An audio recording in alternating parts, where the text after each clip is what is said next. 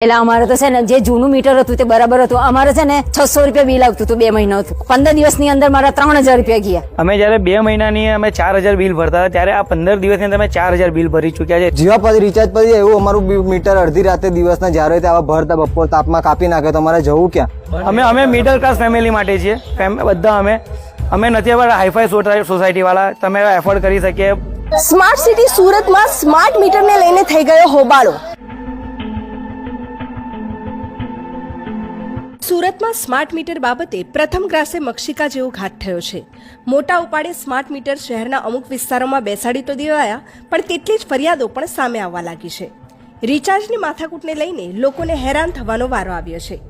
પીપલોદના નિર્મલનગર સોસાયટીના રહીશો આજે જીઈબીની ઓફિસે આ જ ફરિયાદને લઈને પહોંચ્યા હતા. આ સ્માર્ટ મીટર આવી ગયા ને એમાં બહુ સમસ્યા આવી ગઈ છે. અડધી રાતે બંધ થઈ જાય, હુતેલા માણસ તે જાગી જાય. હવે દર 3 દિવસે 500 રૂપિયા ક્યાંથી લાવવાના? એક તો અમે ઘર કામ કરીએ છીએ, એમ કઈ હાઈફાઈ એરિયામાં નથી રહેતા, અને આવી બધી સમસ્યા આવી ગયેલી છે. નાના નાના છોકરા બચારા ક્યાં જાય? એટલે અમારે તો છે ને જે જૂનું મીટર હતું તે બરાબર હતું. અમારે છે ને 600 રૂપિયા બિલ આવતું હતું 2 મહિનાનું. 15 દિવસની અંદર મારા 3000 રૂપિયા ગયા. મારું નામ રવિ ચુડાસમા છે. રવિભાઈ, કયા વિસ્તારમાંથી છો ને સ્માર્ટ મીટરને લઈને શું પ્રોબ્લેમ? અમે નિર્મલનગર માંથી છીએ, બાજુમાં છે DGVCL ની. અમારો સ્માર્ટ મીટરના લીધે બહુ બધી તકલીફ થઈ છે. અમે જયારે 2 મહિનાની અમે 4000 બિલ ભરતા હતા ત્યારે આ 15 દિવસની અંદર અમે 4000 બિલ ભરી ચૂક્યા છે, રિચાર્જ કરી ચૂક્યા છે. રિચાર્જ પછી એટલે ઓટોમેટિક કપાઈ જાય. 15 દિવસની અંદર 4000 એટલે અમારા માટે બહુ મોટી અમાઉન્ટ છે. અમે મિડલ ક્લાસ ફેમિલી માટે છીએ. બધા અમે નથી હવે હાઈફાઈ સોસાયટી વાળા તમે એફોર્ડ કરી શકીએ 4000 15 દિવસમાં. કેટલા ઘરોમાં છે? અમારી 204 ઘર છે ને 204 ઘરમાંથી આખી સોસાયટી. લોકોનું કહેવું હતું કે પહેલા 2 મહિનામાં 4000 નું બિલ ભરતા હતા, પણ હવે 15 દિવસમાં જ 4000 નું રિચાર્જ પૂરું થઈ જાય છે. આવી પરિસ્થિતિમાં સામાન્ય લોકો રિચાર્જના રૂપિયા ક્યાંથી લાવે? મારું નામ સરવૈયા કિશન છે. અમે બધા સોસાયટી નિર્મલનગર સોસાયટીમાં રહીએ છીએ, બરાબર છે. ત્યાં બધાના ઘરમાં 204 ઘર છે. 204 ઘરમાં એરિયા ડિજિટલ એરિયા મીટર નાખી દે, સ્માર્ટ મીટર નાખી દીધા છે, બરાબર. હવે અઠવાડિયે એ લોકો કાપી નાખે છે. જ્યાં સુધી રિચાર્જ કરે ત્યાં સુધી અમે લોકો પૈસા ભર્યા હોય ત્યાં સુધી ચાલે.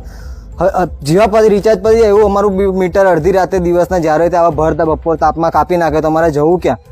પાછા અમે લોકો વારા ઘડે 500 1000 ક્યાંથી ખર્ચવાના અમે લોકો? એ લોકો કહે છે કે હમણાં ચેન્જ નહીં થશે, એમ કે ઉપરથી અમારા ઓર્ડર આવશે પછી અમારે ગાડી કાર્યવાહી કરી શકે છે, એવું કહે છે.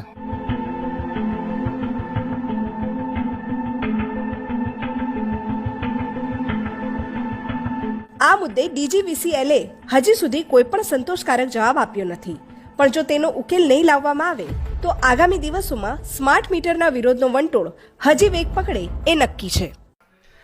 આજે મારે વાત કરવી છે 2022ની ચૂંટણી જ્યારે ગુજરાતમાં હતી વિધાનસભાની, ત્યારે આમ આદમી પાર્ટીએ નક્કી કર્યું હતું કે ગુજરાતની અંદર વિધાનસભાની ચૂંટણી લડવાની છે.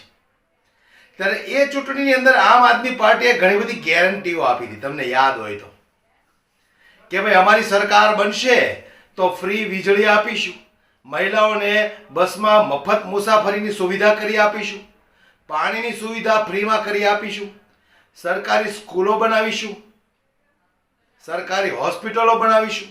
આવી અલગ અલગ ઘણી બધી ગેરંટીઓ આપી હતી અરવિંદ કેજરીવાલે. ત્યારે ભારતીય જનતા પાર્ટીના નેતાઓ એવું કહેતા હતા કે ભાઈ આ તો ખમીરવંતી ગુજરાતીઓ છે, એને મફતનું કાંઈ ચાલે જ નહીં. તો એની પાછળ ભારતીય જનતા પાર્ટીના અંધભક્તો પણ કહેવા લાગ્યા, હા ભાઈ મફત તો ચાલે જ નહીં, દેશ બરબાદ થઈ જાય, બરાબર ને? અત્યારે હાલમાં દિલ્હી બરબાદ થઈ ગયેલું છે. આખું દિલ્હી વેચવા કાઢ્યું છે અરવિંદ કેજરીવાલે. આબાદી અને આમ એકદમ હરણફાળ કરતો વિકાસ હોય એવું તો ખાલી ગુજરાત જ છે, કારણ કે ગુજરાતીઓને મફત ચાલે નહીં, બરાબર ને? CR પાટીલ કહેતા હતા કે આ તો ભાઈ ખમીરવંતી ગુજરાતી છે, આવી મફતની રેવડીઓ આપવા વાળા એવા છે, એની વાતોમાં આવશો નહીં, બરાબર કે નહીં?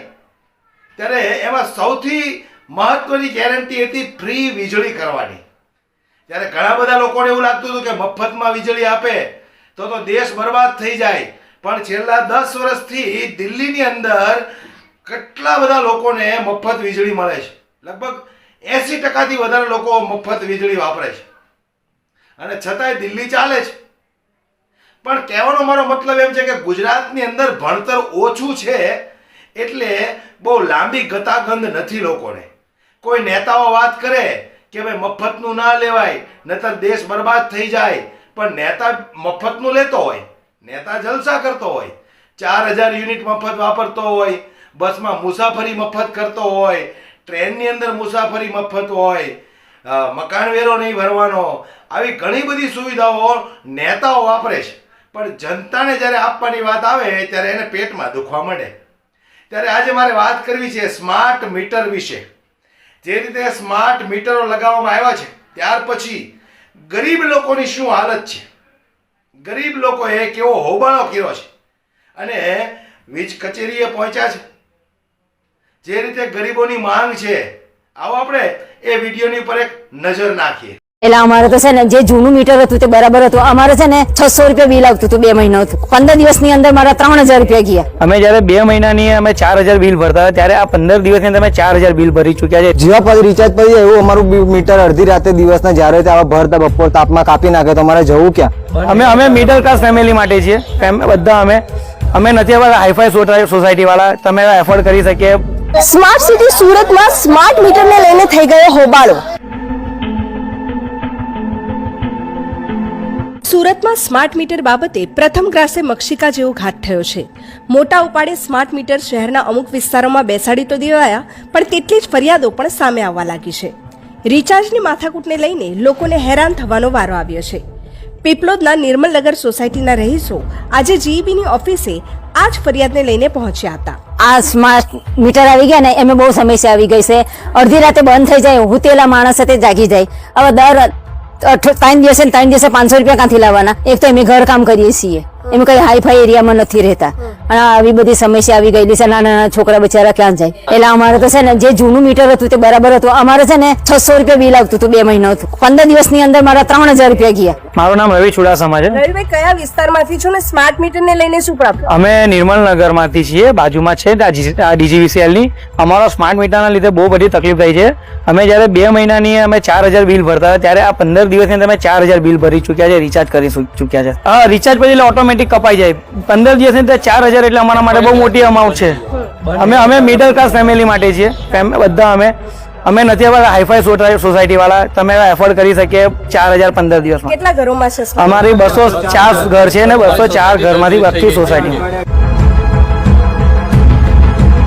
લોકોનું કહેવું હતું કે પહેલા 2 મહિનામાં 4000 નું બિલ ભરતા હતા, પણ હવે 15 દિવસમાં જ 4000 નું રિચાર્જ પૂરું થઈ જાય છે.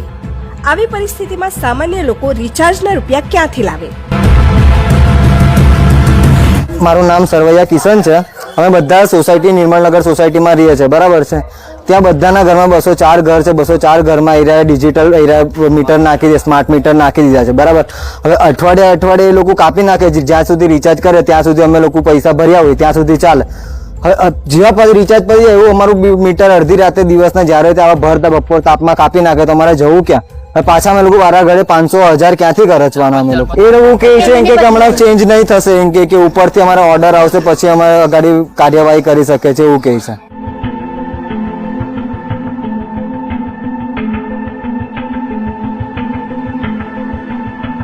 આ મુદ્દે DGVCLએ હજી સુધી કોઈ પણ સંતોષકારક જવાબ આપ્યો નથી, પણ જો તેનો ઉકેલ નહીં લાવવામાં આવે તો આગામી દિવસોમાં સ્માર્ટ મીટરના વિરોધનો વંટોળ હજી વેગ પકડે એ નક્કી છે.